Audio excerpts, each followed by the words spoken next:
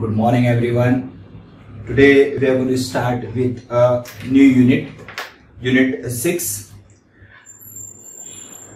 that is free consent, which is also a part of essential elements of a valid contract. In the previous lecture we have seen about a competency of the parties, that is parties who are entitled to enter into a valid contract. Under that we have seen that a person should be a major, he should be a sound mind, and he should not be disqualified by the court of law. Today we are going to cover with a new concept, that is a free consent.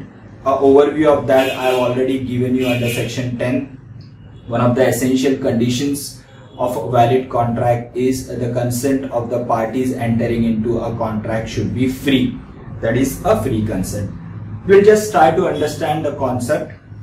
Now, free consent is divided in two parts. You can see on your screen. Free consent is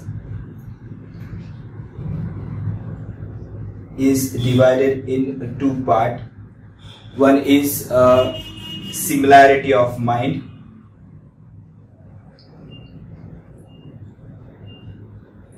Similarity of mind, that is also called as consensus ad idem. And a second part of free consent is it should be free from 5 elements, that is coercion,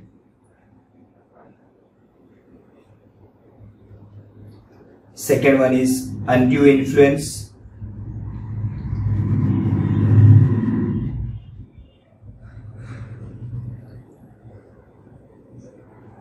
third one is fraud, fourth is misrepresentation,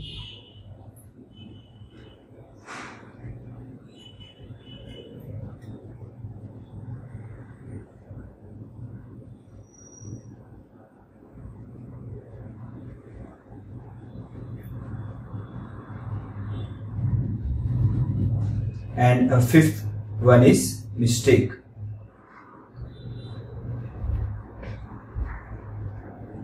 This is how this particular unit covers. Free consent is divided in two parts. First is a similarity of mind, that is a consensus ad idem. Consensus ad idem means two parties, that is A and B, if they are entering into a contract, there should be a similarity of mind. They should properly understand the terms. There should not be any kind of a misunderstanding. There should not be any kind of a mistake as to the identity of the person.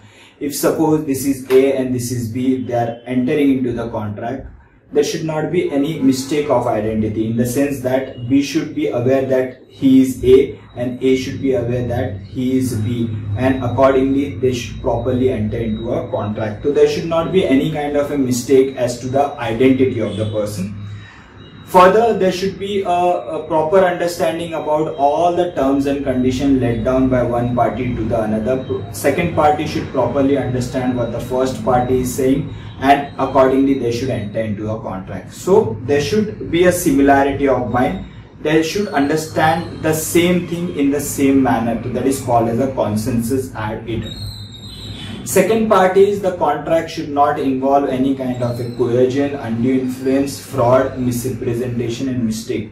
All this concept we are going to see one by one in this particular chapter. Fine. So just we'll start with this. So what they have given, how they have defined free consent, what they have given. It has already been pointed out in chapter 1 according to section 10. Free consent of the parties to an agreement is one of the essential elements of the valid contract. I already told you that free consent is one of the most important element of a contract. The contract, if free consent element is missing in the contract, that contract cannot be called as a valid contract. So what it says, how it has been defined. Now try to understand, you have to remember the sections of all these in this chapter, the sections are very important. Try to remember that. So what they have given, Section 13 of the Contract Act defined consent and lays down that two or more person are said to consent when they agree upon the same thing in the same sense. When two parties are said to consent यानी दोनों parties अगर एक दूसरे के contract में, एक दूसरे के एग्रीमेंट में आते हैं, कॉन्ट्रैक्ट में आते, तो they should agree upon the same thing in the same sense. They should agree upon the same thing in the same sense यानी जो पर्टिकुलर पर्सन अगर कोई बातें बोल रहा है आपको, या फिर आपको कोई लिख के दे रहा है, इन राइटिंग अगर कोई चीजें बोल रहा है, तो second party should properly understand what he mean to say, and only then they should enter into a contract. तो this is called as a consent. Thus, consent involves identity of mind or consensus ad idem agreeing upon the same thing in the same sense. If for whatever reason there is no consensus ad idem among the contracting parties, there is no real consent and no valid contract. तो consent is a important element. Consent का simple meaning ये नहीं है कि मैंने कोई offer आपको दिया और आपने उस ऑफर को एक्सेप्ट कर लिया विदाउट अंडरस्टैंडिंग, विदाउट कुछ समझे आपने उस चीज को हाँ बोल दिया, तो इसको आप कॉन्ट्रैक्ट नहीं बोलेंगे. और ऐसा भी नहीं होना चाहिए कि मैं आपको कोई पर्टिकुलर ऑफर जबरदस्ती दे रहा हूं और आपसे जबरदस्ती एक्सेप्टेंस ले रहा हूं, तो वो कंसेंट भी you can not call it as a free consent. तो यहाँ पे वो कंसेंट को फ्री नहीं माना जाएगा. तो वो बोल रहा है understanding same thing in the same sense, जो मैं बोल रहा हूं वही चीज आप समझ रहे हो, तो then it is called as a free consent. उसके बाद अगर जिस पर्सन से मुझे कॉन्ट्रैक्ट करना है, तो मैं समझ रहा हूं कि वो वही पर्सन है जिससे मैं कॉन्ट्रैक्ट कर रहा हूं, there should not be any kind of a misunderstanding as regard to person with whom I want to contract. अगर if there is Sunil Vishwanath Chaudhary अगर एक है और एक है सुनील अनिल चौधरी, मैं सुनील अनिल चौधरी को सुनील विश्वनाथ चौधरी समझ के कोई कॉन्ट्रैक्ट एंटर कर रहा हूं, तो वहां पे भी you can not call it as a free consent, क्योंकि मैंने समझा था कि वो सुनील वी चौधरी है लेकिन वो सुनील ए चौधरी है, और सुनील ए चौधरी को सुनील वी चौधरी समझ के मैं कोई कॉन्ट्रैक्ट एंटर कर ले रहा हूं, तो यहाँ पे इसका मीनिंग है कि there is a misunderstanding, mistake as regard to identity of person. और अगर ऐसा कॉन्ट्रैक्ट होता है तो वो कॉन्ट्रैक्ट भी वैलिड नहीं माना जाएगा. तो यहाँ पे क्या बोल रहा है, there is no contract in the absence of consent, in the absence of consent was considered in the case of Kundi versus Lindsay. Now try to remember this. This is a very important case law, जिस case law से ये free consent का element involve हुआ है, erupt हुआ है. तो will try to understand कि ये केस लॉ में हुआ क्या था. केस लॉ का नाम आपको याद रखना है, कुंडी वर्सेस लिंडसे. ये मैं केस लॉ को आपको एक्सप्लेन कर रहा हूं and then you can go with that theoretical part. तो यहाँ पे केस लॉ का नाम क्या दिया गया है, यहाँ पे केस लॉ का नाम दिया गया है आपको Cundy versus Lindsay. You can see that Cundy versus Lindsey.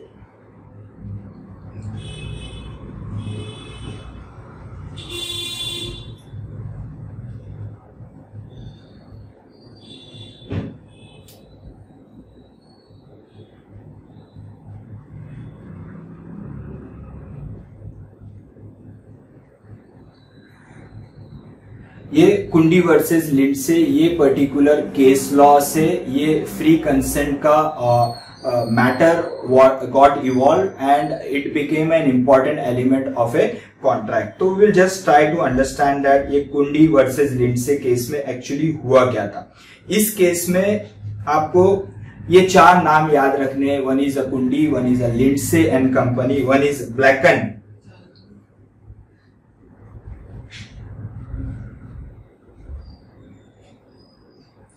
Blanken, and fourth one is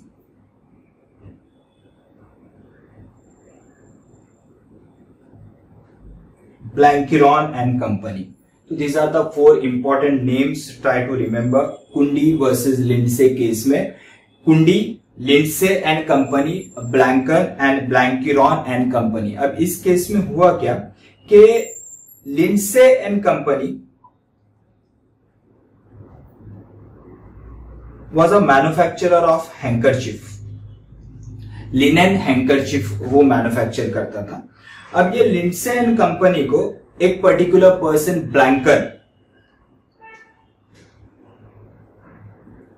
ये ब्लैंकन ने क्या किया, ये लिंडसे एंड कंपनी को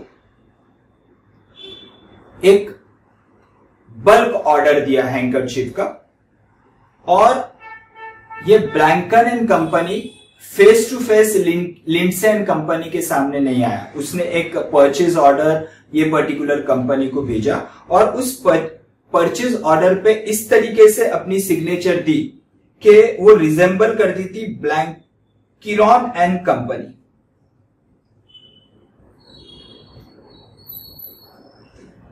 ब्लैंकन ने लिंडसे एंड कंपनी को एक बल्क ऑर्डर दिया और उस परचेज ऑर्डर के ऊपर ऐसे पर्टिकुलर अपना नाम अटैच किया, ऐसा सिग्नेचर अटैच किया कि वो रिजेंबल करता था ब्लैंकिरॉन एंड कंपनी को।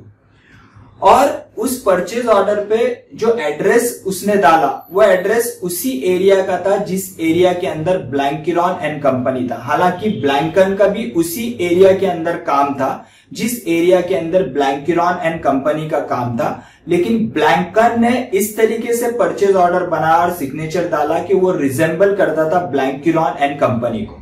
तो लिंडसे एंड कंपनी से ये मिसअंडरस्टैंडिंग क्या हो गई कि ये ऑर्डर जो है वो ब्लैंकिरॉन एंड कंपनी से ही आया है। ब्लैंकिरॉन एंड कंपनी एक रेप्यूटेड कंपनी थी वो पर्टिकुलर कंट्री के अंदर। तो लिंडसे एंड कंपनी को क्या लगा कि ये ऑर्डर ब्लैंकन से नहीं, क्योंकि ब्लैंकन को तो वो पहचानते भी नहीं थे, उनको क्या लगा कि ये ऑर्डर ब्लैंकिरॉन एंड कंपनी से आया है।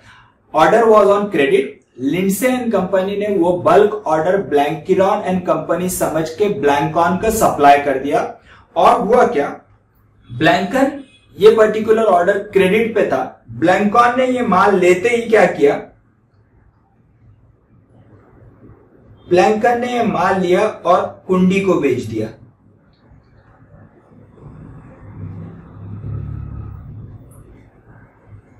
ब्लैंकन ने ये पूरे गुड्स लेके कुंडी को बेच दिया। अब हुआ क्या, ब्लैंकन पिक्चर से आउट हो गया। पिक्चर से आउट हो गया इन द सेंस उसने पैसा लिंडसे एंड कंपनी को पे किया ही नहीं। अब लिंडसे एंड कंपनी को ये बाद में आइडेंटिफाई हुआ कि ये मिस्टेक ऑफ आइडेंटिटी हो गया है, ये पर्टिकुलर लिंडसे एंड कंपनी ने ब्लैंकिरॉन एंड कंपनी समझ के ब्लैंकॉन से एग्रीमेंट कर लिया है। तो यहाँ पे क्या बोल रहा है कि आपको ये बराबर समझना है कि आप दो लोग कौन कॉन्ट्रैक्ट में एंटर्ड हो रहे हैं। अगर आपका मिस्टेक ऑफ आइडेंटिटी है, जैसा मैंने अभी एक एग्जांपल दिया आपको, अनिल विश्वनाथ या Sunil Vishwanath, what ever I told you, कि वो उस केस के अंदर हुआ क्या कि आप एक पर्टिकुलर पर्सन समझ के कॉन्ट्रैक्ट में एंटर्ड हो रहे हैं जबकि वो नहीं है। तो यहाँ पे भी वही चीज हुई कि लिंडसे एंड कंपनी ने पूरा माल ब्लैंकिरॉन एंड कंपनी समझ के ब्लैंकॉन को दे दिया। ब्लैंकॉन ने वो माल उधारी पे लिया था, ब्लैंकॉन ने वो पूरे के पूरा माल कैश पे कुंडी को बेच दिया। अब लिंडसे एंड कंपनी के जब ध्यान में आया कि ये कॉन्ट्रैक्ट जो हुआ है वो ब्लैंकिरॉन एंड कंपनी से नहीं हुआ है बल्कि ब्लैंकॉन से हुआ है, तो they approach the court and they try to file a suit against Cundy. Lindsay and company ने क्या किया, ये कंपनी ने कुंडी के ऊपर केस डाला for the purpose of recovery of the goods, saying that कि वो कॉन्ट्रैक्ट था ही नहीं, कॉन्ट्रैक्ट वॉइड था क्योंकि there was a mistake of identity. Lower court ने क्या जजमेंट दिया, लोअर कोर्ट ने बोला कि नहीं, ये आपका प्रॉब्लम है, इसके वजह से कुंडी कैन नॉट सफर, कुंडी इज अ इनोसेंट बायर, तो वो सफर नहीं हो सकता है। ये कॉन्ट्रैक्ट जो है वो आपका और ब्लैंकॉन का था, आपको ध्यान रखना चाहिए था, और जजमेंट आया in the favour of Cundy. Lindsay and company ने हायर कोर्ट में अपील दाखिल किया। हायर कोर्ट ने ये दिया, हायर कोर्ट ने जजमेंट ये दिया, हायर कोर्ट ने बोला कि अगर मिस्टेक ऑफ आइडेंटिटी से अगर कोई एग्रीमेंट एंटर्ड होता है तो वो एग्रीमेंट कॉन्ट्रैक्ट ही नहीं बनेगा। The contract is void because there the consent was not proper, consent was not free. तो कंसेंट का मिस्टेक था, there was consensus ad idem नहीं था, इसलिए the contract was void and upper court ने लिंडसे एंड कंपनी को allow किया to recover the goods from Kundi. Though the Kundi was an innocent buyer, but still the judgment came in the favor of Lindsay and Company. तो ये free consent का जो concept है वो इस case से इवॉल्व हुआ है। द केस लॉ क्या है? केस लॉ का नाम Cundy versus Lindsay, try to remember, बराबर। तो इस केस लॉ से ये डिसाइड हुआ कि consent of the party should be free, there should not be any kind of a mistake as to identity of the person. Once again मैं आपको ये पर्टिकुलर कॉन्सेप्ट समझा रहा हूं, ट्राई टू रिमेंबर।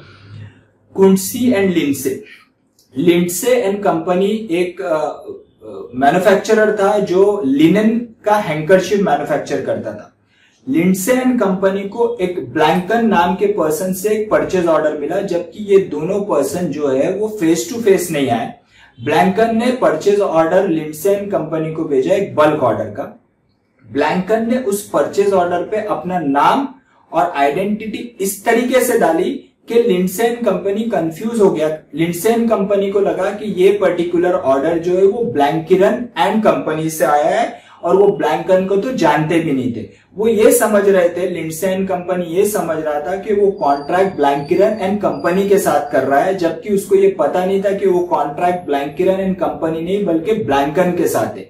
और लिंडसे एंड कंपनी ने क्या किया, वो माल क्रेडिट पे ब्लैंकिरन एंड कंपनी समझ के ब्लैंकन को भेज दिया। ब्लैंकन और ब्लैंकिरन एंड कंपनी दो अलग अलग लोग थे, लेकिन जो एक ही एरिया में सिचुएटेड थे। तो लिंडसे एंड कंपनी ने क्या किया, वो बल्क ऑर्डर ब्लैंकन को सप्लाई कर दिया, ये सोच के वो ऑर्डर ब्लैंकिरन एंड कंपनी को सप्लाई कर रहे हैं। तो there was a mistake as to the identity of the person. Blenkarn ने क्या किया, वो गुड्स पूरा का पूरा जो है वो कुंडी को सेल कर दिया।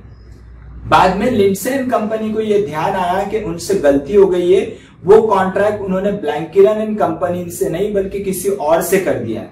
तो they file a case against Cundy for the recovery of the goods. Lower court ने जजमेंट दिया in favour of Cundy. Lindsay and company has file an appeal in the upper court. Upper court ने ये purview लिया, ये judgement दिया कि ये contract बन ही नहीं सकता है क्योंकि there was a mistake as to the identity of the person. Identity of the person का मिस्टेक कैसा, क्योंकि Lindsay and company Blenkiron and company समझ के ब्लैंकन से कॉन्ट्रैक्ट साइन कर लिया, तो there was a mistake as to identity of the person. तो जब भी there is a mistake as to the identity of the person, the contract will be called as a void. तो contract entered हुआ ही नहीं, तो जब contract entered ही नहीं हुआ तो ब्लैंकन को उस गुड्स का टाइटल मिल ही नहीं सकता है। तो ब्लैंकन के पास अगर उस गुड्स का टाइटल है ही नहीं तो वो टाइटल कुंडी को दे ही नहीं सकता है। तो कुंडी के पास जो भी गुड्स है उसके वो लीगल ओनर नहीं बन सकते। तो अपर कोर्ट ने जजमेंट दिया in favour of Lindsay and company and Lindsay and company was allowed to recover the goods from Cundy. तो यहां पे फ्री कंसेंट का एलिमेंट इवॉल्व हुआ और इस पर्टिकुलर केस लॉ से ये तय हुआ कि consent of the party should be free, that should be consensus ad idem. और कंसेंसस एड इडम का मीनिंग क्या है, both the party should understand the same thing in the same sense, जब ही जाके वो कॉन्ट्रैक्ट जो है वो वैलिड कॉन्ट्रैक्ट माना जाएगा। तो this was all the case, try to remember this. ये चार पर्टिकुलर पर्सन आपको याद रखने, Cundy, Lindsay and company, Blenkarn and Blenkiron and company, ये चार लोगों का आपको नाम याद रखना है। Fine, now come to our theoretical part. Now this is entirely a theoretical part which I have given. Just go through that what I have explained that has been given under this particular theoretical part. Just you go through that. Fine. Now we'll come further. What they have given. Free consent, an element which affect the consent section 14.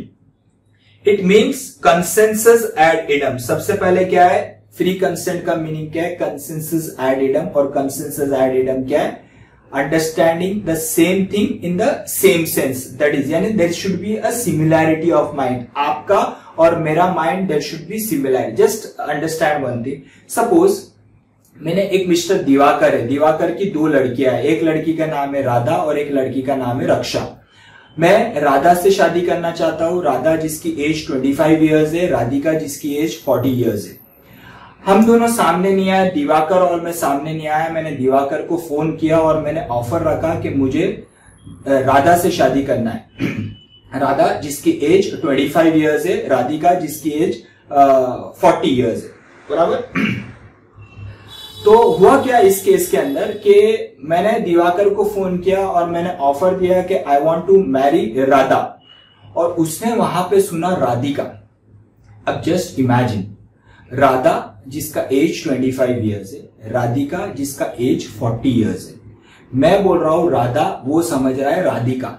तो there is what, there is a mistake as to the identity of the person. अब यहां दिवाकर ने जैसी सुना राधिका, जबकि मैं उसको बोल रहा हूं राधा, वो तो बहुत ही खुश हो गया कि चलो अपनी 40 साल की लड़की जो है उसका शादी हो रहा है बोल के। राधिका वाज सो फैट, वो राधिका समझ के कॉन्ट्रैक्ट में एंटर्ड हो रहा है और मैं राधा समझ के कॉन्ट्रैक्ट में एंटर्ड हो रहा है। Just try to understand the big mistake as to the identity of person, कितना बड़ा प्रॉब्लम हो जाएगा। मैं राधा से शादी करना चाहता हूं और वो राधिका है। जब मंडप में वो लड़की आई, जब शादी हो गई, मंगलसूत्र मैंने डाल दिया और जब बाद में देखता हूं तो वो राधा नहीं, शी इज अ राधिका। कितना बड़ा mistake. Here it has been said that कि कॉन्ट्रैक्ट अगर मिस्टेक ऑफ आइडेंटिटी के कारण हो रहा है तो कॉन्ट्रैक्ट वैलिड माना नहीं जाएगा, कॉन्ट्रैक्ट विल बी वॉइड। तो कॉन्सेंसस एट इडम का मीनिंग क्या है? Similarity of the mind. Both the party should properly understand कि किस बात की बात कर रहे हैं, किस चीज की बात कर रहे हैं, and accordingly they should enter into the contract. तो यहां पे फ्री कंसेंट में 5 एलिमेंट कवर हो रहे कि कंसेंट जो आप किसी पार्टी का लेते हो, अगर ऑफरर एक्सेप्टर का कंसेंट लेता है, एक्सेप्टर ऑफरर का कंसेंट लेता है, तो उसमें क्या चीज नहीं होनी चाहिए? तो वो बोल रहा है उसमें कोयर्जन का एलिमेंट नहीं होना चाहिए, अनड्यू इन्फ्लुएंस का एलिमेंट नहीं होना चाहिए सेक्शन 16, फ्रॉड सेक्शन 17 नहीं होना चाहिए, उसमें मिस रिप्रेजेंटेशन नहीं होना चाहिए सेक्शन 18, और उसके अलावा वहां पे कोई भी तरीके का मिस्टेक नहीं होना चाहिए। Mistake we will see in detail what is actually a mistake. There is 2 type of mistake, one is a unilateral mistake and one is a bilateral mistake. Unilateral यानी एक जगह की मिस्टेक, एक पर्सन की mistake, और bilateral यानी दोनों side से मिस्टेक। उसका डिटेल में later on will cover. So try to remember this. Coercion is section 15, undue influence is section 16, fraud is section 17, misrepresentation is 18, and mistake covers section 20, 21 and 22. In the first 4 cases, that is under coercion, undue influence, fraud, misrepresentation, the contract is voidable. However, in the case of mistake, the contract will be either valid or either void. We'll see that, all that. Try to remember that in the first 4 cases, that is a coercion, undue influence, fraud and misrepresentation, ये 4 cases के अंदर contract अगर entered होता है on account of these elements, the contract will be voidable. And in the last case, that is a mistake, contract will be either valid or either void. बराबर? Voidable is what? It is enforceable at the option of one party and not at the option of the other party. And in the case of contract is void, the contract is not enforceable at the option of both the parties. ये difference है।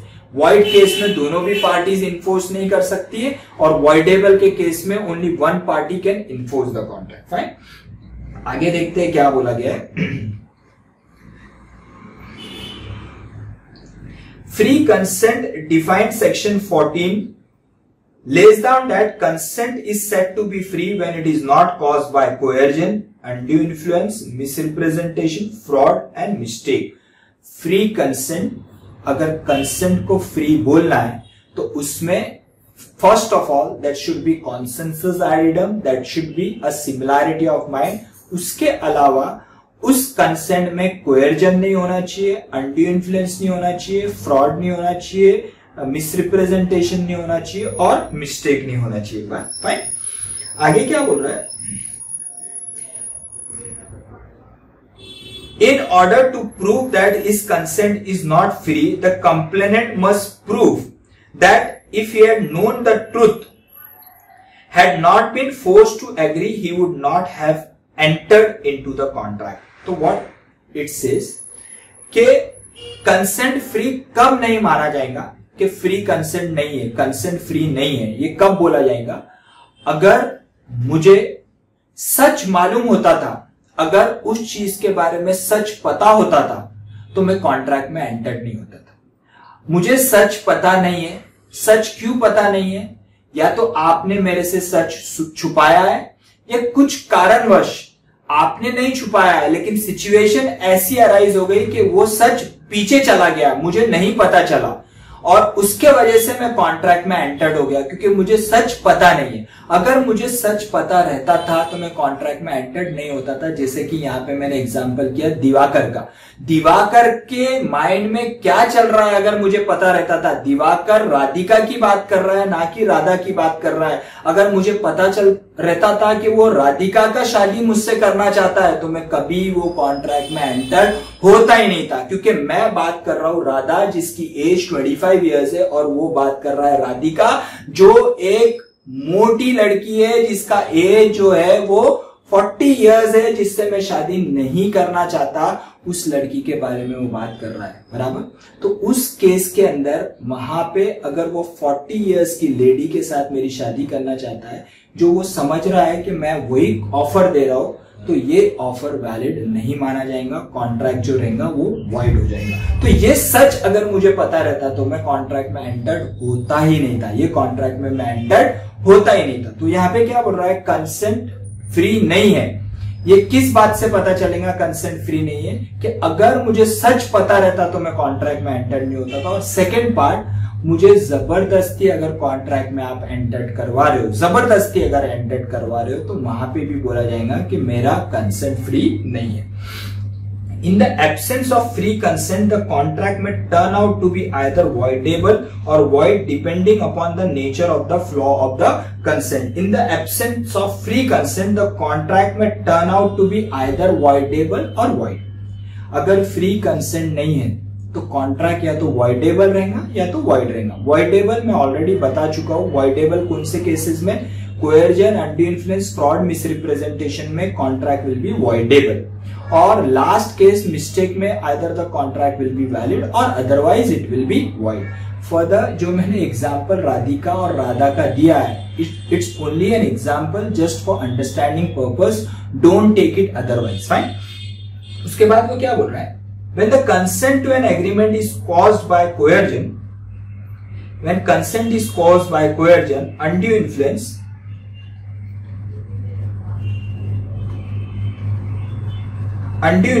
misrepresentation, fraud, there is no free consent, the contract is voidable at the option of the party whose consent was so caused, जिसका consent आपने ये element के through लिया है, through coercion, through undue influence, through fraud, through misrepresentation. ये चार चीजें अगर आपने इन्वॉल्व की है आपके कॉन्ट्रैक्ट के अंदर और इस चार चीजों से आपने सामने वाले पार्टी का कंसेंट लिया है, तो वो कंसेंट वैलिड नहीं माना जाएगा, फ्री नहीं माना जाएगा। और अगर कंसेंट फ्री नहीं है तो contract will not be valid, it will be voidable, it will be voidable.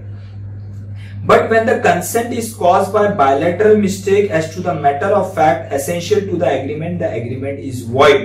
यहाँ पे क्या बोल रहा है, लास्ट केस जो मिस्टेक के बारे में मैं ऑलरेडी बोल चुका हूं कि अगर मिस्टेक है तो वहां पे दो प्रकार की मिस्टेक हो सकती है, एक तो बायलैटरल, एक तो unilateral. We have already seen कि अगर unilateral mistake on account of identity of the person है तो कॉन्ट्रैक्ट विल बी वॉइड।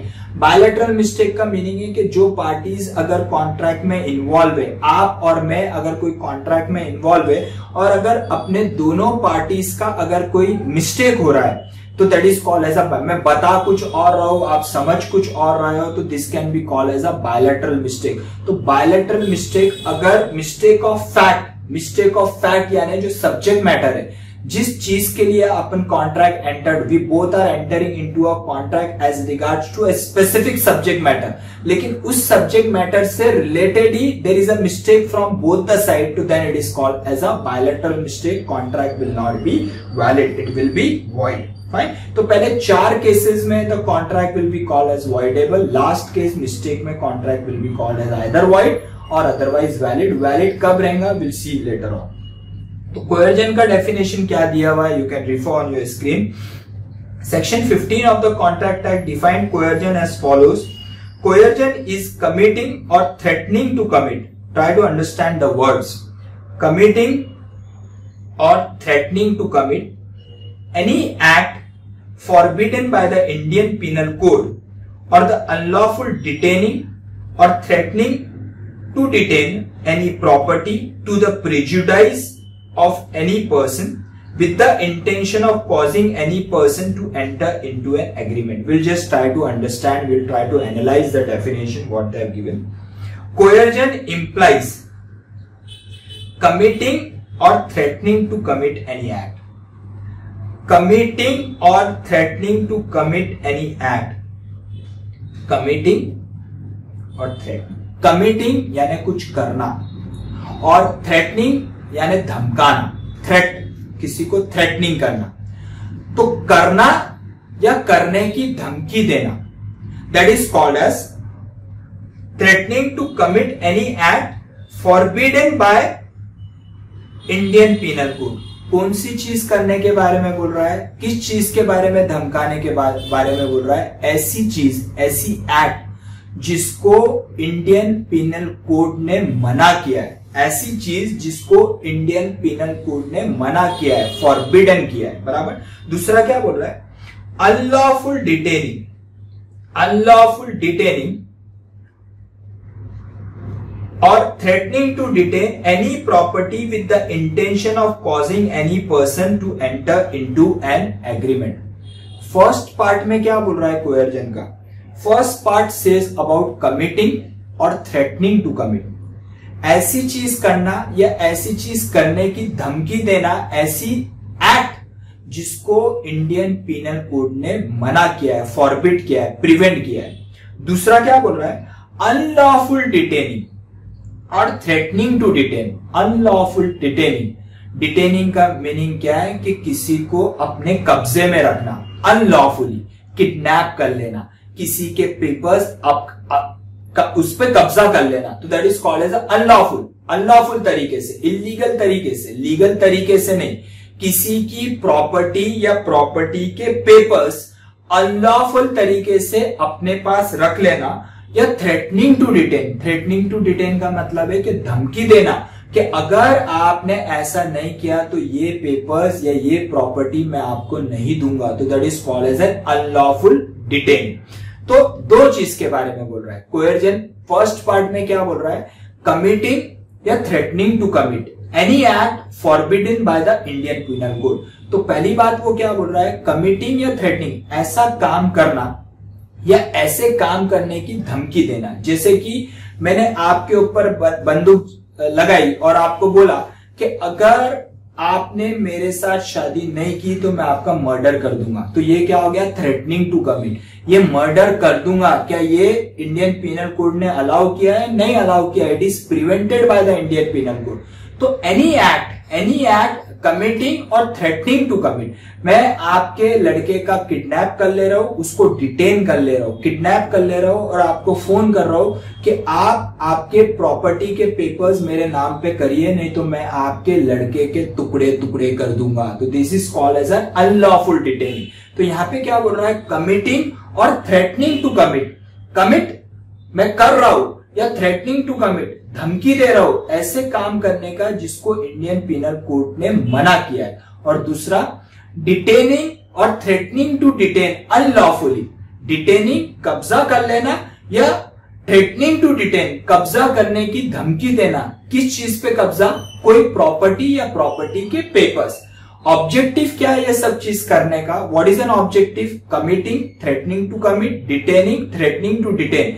ये सब चीजें करने का ऑब्जेक्टिव क्या है? कि आपसे मैं कोई चीज करवाना चाहता हूं, आपसे मैं कोई चीज करवाना चाहता हूं. तो दैट इज आपका मैं कंसेंट लेना चाहता हूं. तो अगर मैंने आपका कंसेंट इस तरीके से लिया है तो वो कंसेंट फ्री नहीं माना जाएगा. उसको आप क्या बोलोगे? कोएर्जन. तो these are the examples I have given. What they have given? A Madrasi gentleman died leaving a young widow. A Madrasi gentleman died leaving a young widow. The relatives of the deceased threatened the widow to adopt a boy, otherwise they would not allow her to remove the dead body of her husband for cremation. The widow adopted the boy and subsequently applied for cancellation of the adoption. It was held that her consent was not free but induced by coercion, as any person who obstructed dead body for being removed for cremation would be guilty of an offense under section 297 of the Indian Penal Code. The adoption was set aside. हुआ क्या इस case के अंदर कि एक मद्रासी बंदा जो है जिसकी यंग वाइफ थी, मद्रासी बंदा गुजर गया, तो मद्रासी जो बंदा गुजरा उसके बहुत सारे रिलेटिव्स ने उसके विडो को एक इनडायरेक्टली फोर्स किया, उसके ऊपर एक इनडायरेक्टली प्रेशर डाला और उसको बोला कि एक बच्चे को आपको अडॉप्ट करना पड़ेगा। हो सकता है वो मद्रासी जेंटलमैन के पास बहुत सारी प्रॉपर्टी हो, इसीलिए उसके रिलेटिव्स उस यंग लेडी को एक बच्चा अडॉप्ट करने के लिए बोल रहे थे और उन्हें धमकी दी कि अगर आपने इस बच्चे को अडॉप्ट नहीं किया तो हम ये जेंटलमैन की बॉडी का क्रीमेशन यानी उसकी लास्ट रिचुअल जो है उसको जलाने नहीं देंगे या फिर उसको दफनाने नहीं देंगे, आपको ये बच्चे को पहले अडॉप्ट करना पड़ेगा। तो ये प्रेशर के वजह से उस यंग लेडी ने क्या किया, अपना कंसेंट दे दिया और उसने बोला ठीक है मैं ये बच्चे को अडॉप्ट करती हूँ और उसने वो बच्चे को अडॉप्ट। तो अब हुआ क्या इस केस के अंदर कि एक चीज करवाने के लिए मद्रासी जेंटलमैन के रिलेटिव्स ने क्या करवाना था उनको कि उस बच्चे को अडॉप्ट करवाना था। वो बच्चे को अडॉप्ट करवाने के लिए उन्होंने कोई गलत तरीका इख्तियार किया, गलत तरीके का इस्तेमाल किया, उस पर प्रेशर डाला। तो ये पर्टिकुलर चीज बोला गया है कि अगर आप ऐसा करते हो तो ये गलत है, इसको पनिशेबल ऑफेंस है अंडर इंडियन पीनल कोड। तो उस यंग लेडी ने क्या किया, प्रेशर में आके हाँ बोल दिया और उस मद्रासी जेंटलमैन का बाद में क्रियाक्रम हो गया। वो young lady then went to a court of law and said that कि ये बच्चे का अडॉप्शन मैंने प्रेशर में किया है। तो कोर्ट ने उसकी सुनवाई कर ली और जजमेंट उसके फेवर में दिया कि ये अडॉप्शन वैलिड नहीं है क्योंकि यहाँ पे अडॉप्शन कुछ प्रेशर देके करवाया गया है, तो ये अडॉप्शन वैलिड नहीं माना जाएगा। फाइन। सेकंड क्या बोल रहा है देखिए, L threatened to shoot M if he does not let out his house to him. M agrees to let out his house to L. The consent of M has been induced by coercion. एक ने दूसरे को धमकी दी कि अगर आपने आपका घर मुझे किराए पे नहीं दिया तो मैं आपको शूट कर दूंगा। तो ऑब्वियसली अगर कोई ऐसी धमकी देता है तो डर के मारे वो उसको घर किराए पे दे देगा। तो यहाँ पे भी वो पर्सन ने उसको किराए पे दे दिया और बाद में कंप्लेंट दाखिल की और बोला कि इसने इस तरीके से मेरे से एग्रीमेंट साइन करवाया for rental for leave and licence. तो फेवर इस पर्टिकुलर पर्सन के फेवर में आया जिसका जो कंसेंट दूसरी पार्टी ने जबरदस्ती लिया था। बराबर। तो these are the things. And third example is जो बता रहा है अनलॉफुल डिटेनिंग द प्रॉपर्टी और प्रॉपर्टी पेपर्स।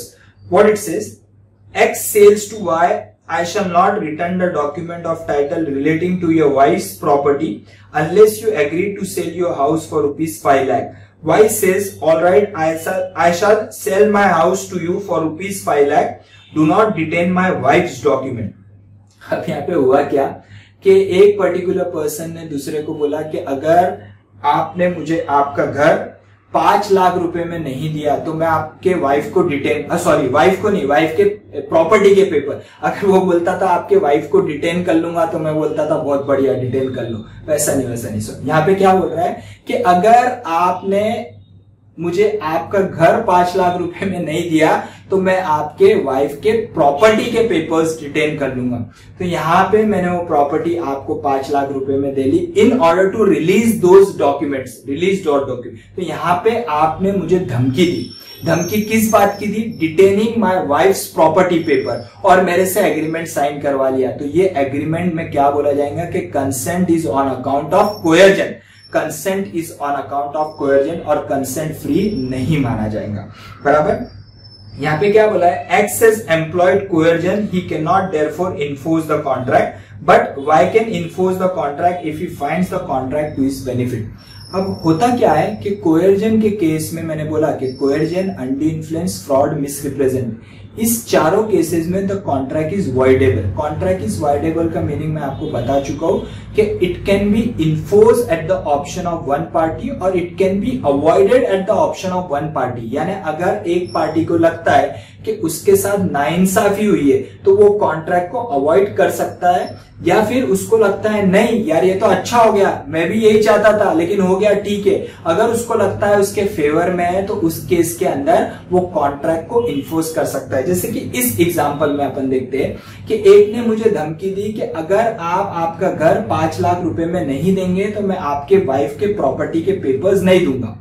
अब वो घर में क्या था, मैं घर काफी टाइम से बेचने की कोशिश कर रहा था लेकिन वो बिक नहीं रहा था। अब क्यों नहीं बिक रहा था, वो घर एक भूत बंगला था और वो बिक नहीं रहा था। ये बंदा खुद होके मेरे पास आया और उसने मुझे बोला कि आप आपका घर 5 लाख रुपए में दे दो, नहीं तो मैं आपके वाइफ के डॉक्यूमेंट्स, प्रॉपर्टी के डॉक्यूमेंट्स नहीं दूंगा।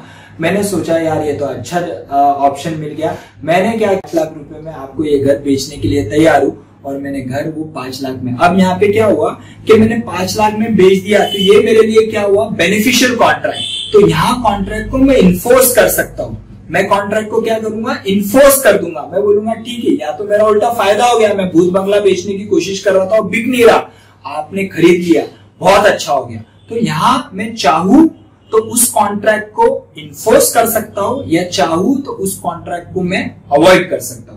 अब इस केस में मैंने भूत बंगला आपको बेच दिया, आपको जब पता चलेगा अरे यार ये तो नुकसान हो गया, तो भूत बंगला मैंने खरीद लिया, तो क्या आप मेरे खिलाफ कोर्ट में जा सकते हो? नहीं जा सकते हो। आप कोर्ट में जाके क्या बोलोगे, आप ये बोलोगे कि मैंने इसको धमकी दी, मैंने इसके ऊपर बंदूक झाड़ दी, मैंने इसको शूट करने की धमकी दी, मैंने इसके वाइफ के प्रॉपर्टी के पेपर्स डिटेल कर लिए और मैंने इससे कॉन्ट्रैक्ट साइन करवाया। तो कोर्ट क्या बोलेगा, तूने ऐसा किया, तू पहले जेल में आ, बराबर। तो यहाँ पे आप इन्फोर्स नहीं कर पाओगे लेकिन मैं इन्फोर्स कर सकता हूं।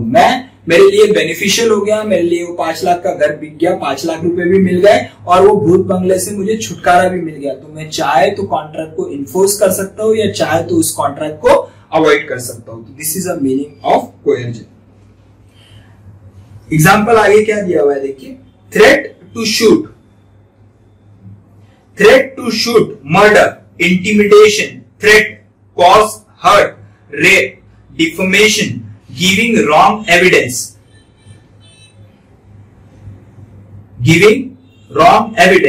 instigating to commit crime, theft, attempt to commit suicide are the few examples of act forbidden by the Indian Penal Code। क्या बोल रहा है देखिए, थ्रेट टू शूट, क्या क्या चीजें कोएर्जन में आएंगी। थ्रेट टू शूट, किसी को धमकी देना, शूट करने की, मर्डर करने की। इंटिमिडेशन का मीनिंग है किसी को डराना, किसी को धमकाना, बराबर। Threat to cause hurt, rape, deformation, giving wrong evidence, धमकी देना कि अगर आपने ऐसा नहीं किया तो मैं रॉन्ग एविडेंस, मैं एविडेंस करेक्टफुली नहीं दूंगा कोर्ट ऑफ लॉ में, कोर्ट में मैं आपके खिलाफ गवाही दूंगा। तो this is also a part of कोएर्जन।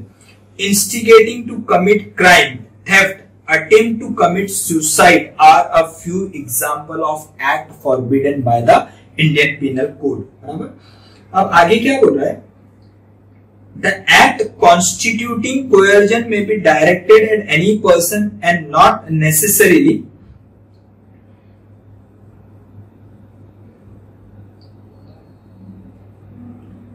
the act constituting coercion may be directed at any person and not necessarily at the other party to the agreement. Likewise, it may proceed even from a stranger to the contract। इसका meaning क्या है कि अगर मुझे आपसे कोई contract sign करवाना है जबरदस्ती, तो जरूरी नहीं है कि मैं डायरेक्टली प्रेशर आपके ऊपर फिजिकल प्रेशर यूज करूंगा, मैं इनडायरेक्ट प्रेशर भी यूज कर सकता हूं। कैसा कि अगर मुझे आपसे कोई कॉन्ट्रैक्ट साइन करवाना है तो मैं आपके लड़की को या आपके लड़के को किडनैप कर लूंगा और उस किडनैप करने के द्वारा आप इनडायरेक्ट प्रेशर आप पे डालूंगा कि मैं आपके लड़की का किडनैप कर लिया है, आप ये पेपर पे साइन करो, नहीं तो मैं आपके लड़की को छोड़ूंगा नहीं, आपके लड़के को छोड़ूंगा नहीं। तो यहाँ पे हो रहा क्या है कि मैं इनडायरेक्ट प्रेशर यूज कर रहा हूँ आपसे कॉन्ट्रैक्ट। तो मैं डायरेक्ट प्रेशर यूज कर सकता हूँ, आपके ऊपर गन तान के बोलूंगा कि आप साइन करो नहीं तो आपको शूट कर दूंगा, या फिर मैं इनडायरेक्ट प्रेशर। इनडायरेक्ट प्रेशर अगर मुझे यूज करना है तो उस लड़की को, आपके लड़के को किडनैप या डायरेक्टली मैं करूंगा या मैं किसी पर्सन को अपॉइंट करूंगा ये काम करने के लिए। मैंने किसी स्ट्रेंजर को अपॉइंट किया और बोला कि उसकी लड़की को आप किडनैप कर लो और मैं इससे बाद में डील करता हूं, तो ये इस तरीके का भी कोयर्जन हो सकता है, बराबर। A threatened to shoot B, a friend of C. If C does not let out his house to him, C agrees to do so. The agreement has been brought about by coercion. और third case क्या बोल रहा है देखिए, It does not matter whether the Indian Penal Code is or is not enforced in the place where the coercion is employed. If the suit is filed in India, the above provision section 15 will apply. इस case में क्या बोल रहा है कि it does not matter whether the IPC is or is not forced in the place where the coercion is employed. यानी आपने देश के बाहर या आपने सपोज शिप एक समुंदर पे चल रहा है और उस शिप के अंदर आपने किसी को धमकी देके एक एग्रीमेंट साइन करवा लिया, तो वो समुंदर जो है वो इंडियन कॉन्स्टिट्यूंसी में नहीं है, इंडियन टेरिटरी में नहीं है, यानी वहां पे आईपीसी की धारा लागू नहीं होती है। लेकिन जब आप इंडिया में आए तो आपने वो केस उस पर्टिकुलर पर्सन के अगेंस्ट में फाइल किया और बोला कि इसने ये चीजों के तरह ये फोर्सफुली मेरे से कॉन्ट्रैक्ट साइन करवाया। तो जहां पे साइन करवाया वहां आईपीसी नहीं था, लेकिन जहां पे केस फाइल किया वहां आईपीसी है, तो वो केस एंटरटेन इंडिया में होगा और वो पर्टिकुलर केस को कोर्ट जो है वो साइड में रख देगा और बोलेगा कि ये एग्रीमेंट वैलिड नहीं है। This is an example I have given, just you can go through that. उसके बाद आगे क्या बोल रहा है, threat to commit suicide.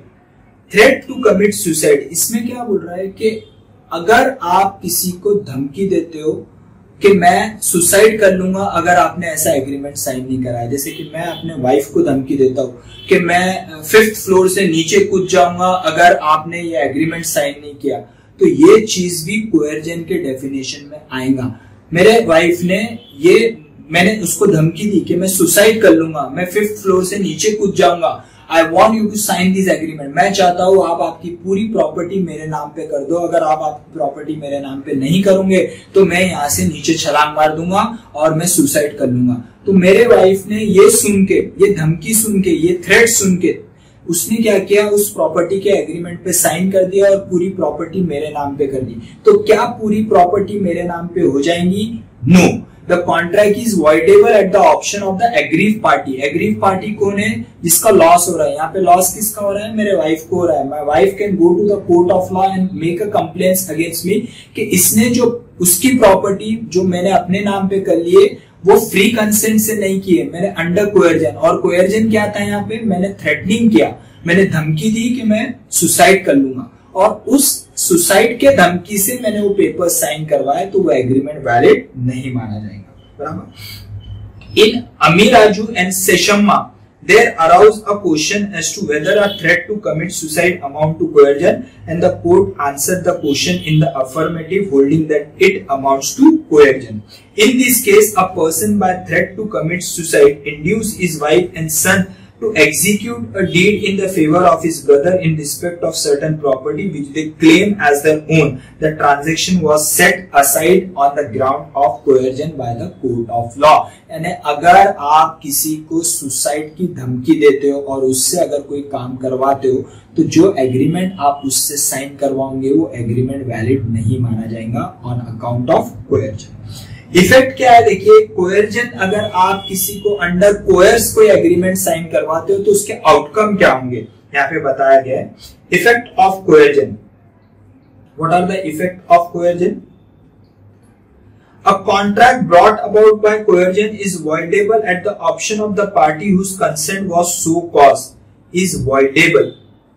Is, what it says, is voidable at the option of the party whose consent was so caused. यानी जिस party का आपने कंसेंट जबरदस्ती लिया है on account of all these factors, that party has a right to avoid the contract.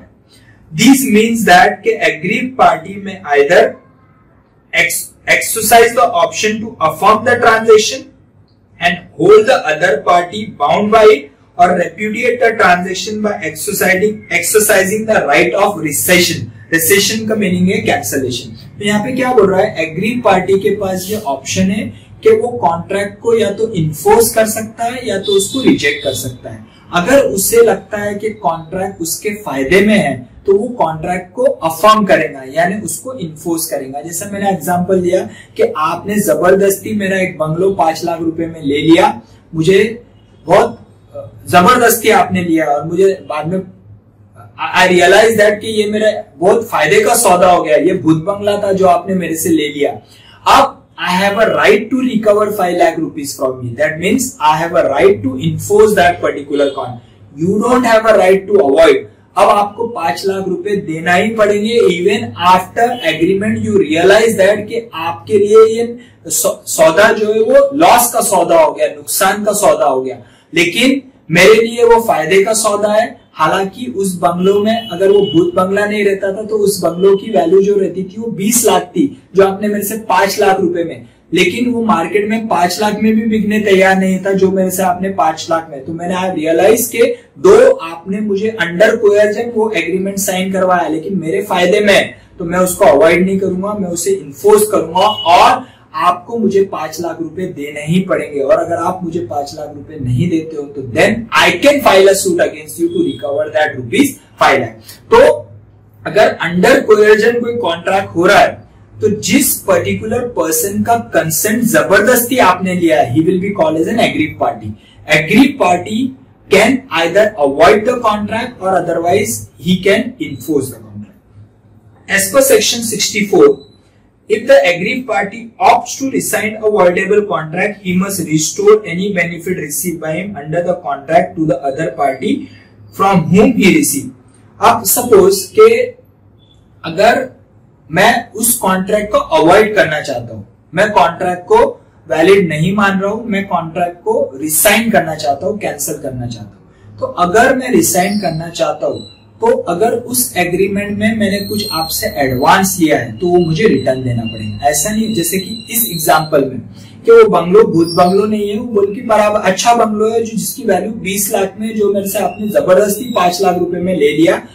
आपने मुझे 50,000 रुपए एडवांस दिया और मेरे से पेपर्स के डॉक्यूमेंट साइन करवा लिए। आपने मुझे बोला कि 50,000 रुपए एडवांस, बाकी का 4.5 लाख रुपए आप मुझे बाद में दोगे।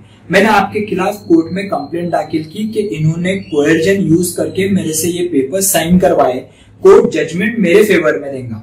कोर्ट बोलेगा कि ये एग्रीमेंट जो है वो कैंसिल करो, इस एग्रीमेंट की कोई वैलिडिटी नहीं है क्योंकि यहाँ पे कोयर्जन यूज हुआ है।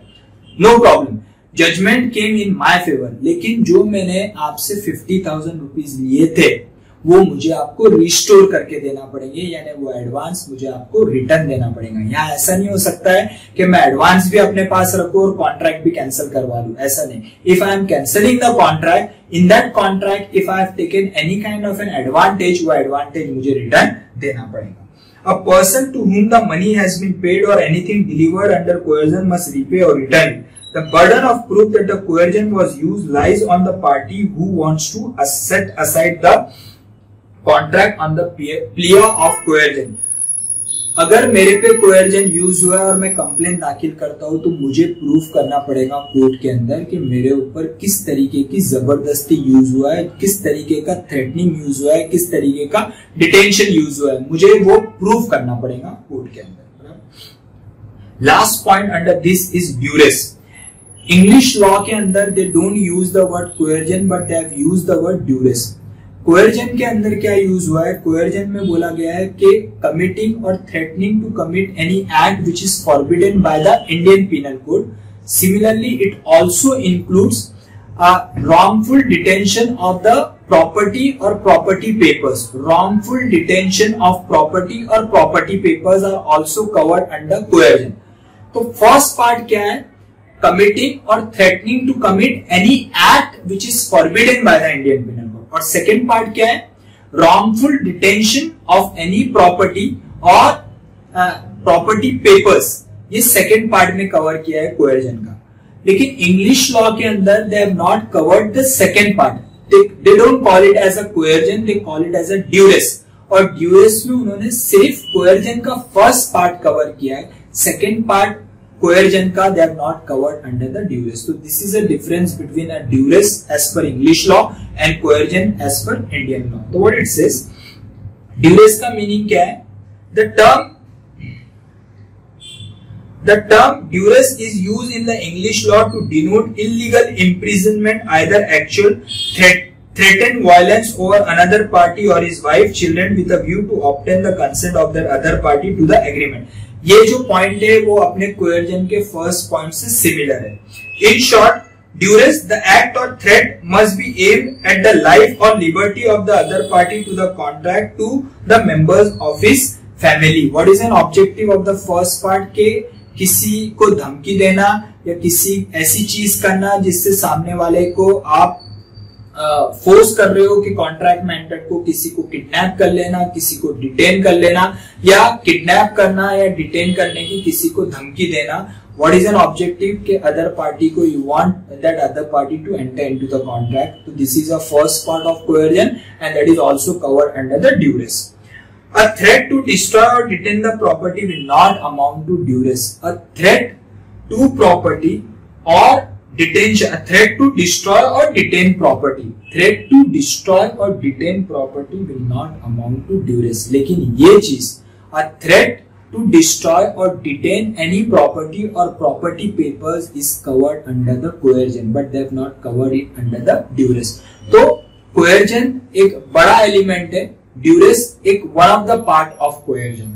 Thus the scope of the term coercion is defined in section 15 is wider because it includes threat over property also. तो coercion में duress भी cover है और उसके अलावा it also covers the threats on property or property wrongful detention of property papers. तो this is what they have covered under the coercion. तो coercion का simple meaning क्या है कि किसी के ऊपर फिजिकल प्रेशर यूज करना, किसी को धमकी देना, किसी के लाइफ के साथ खेलना, किसी को सुसाइड करने की धमकी देना. ये सब चीज का ऑब्जेक्टिव क्या है कि उस पर्टिकुलर पर्सन से कोई एग्रीमेंट साइन करवाना. तो ये एग्रीमेंट का कोई भी वैलिडिटी नहीं रहेगा. ये agreement will be voidable.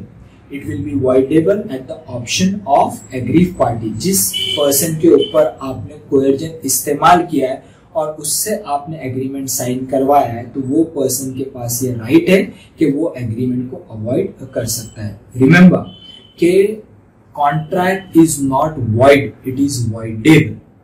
Voidable in the sense कि अगर किसी पर्टिकुलर पर्सन को लगता है कि मेरे से आपने जबरदस्ती कोई एग्रीमेंट साइन करवाया है और मुझे वो कॉन्ट्रैक्ट को अवॉइड कर, आपको लगता है कि आपने जबरदस्ती नहीं की है, लेकिन मुझे लगता है कि आपने जबरदस्ती की, आपने धमकी दी है, आपने रॉन्गफुल डिटेंशन, ये सब चीजें यूज करके मेरे से एग्रीमेंट साइन करवाया है, तो मैं कॉन्ट्रैक्ट को अवॉइड कर सकता हूँ. मुझे कोर्ट में जाना पड़ेगा, अवॉइड करने के लिए कोर्ट में जाना पड़ेगा.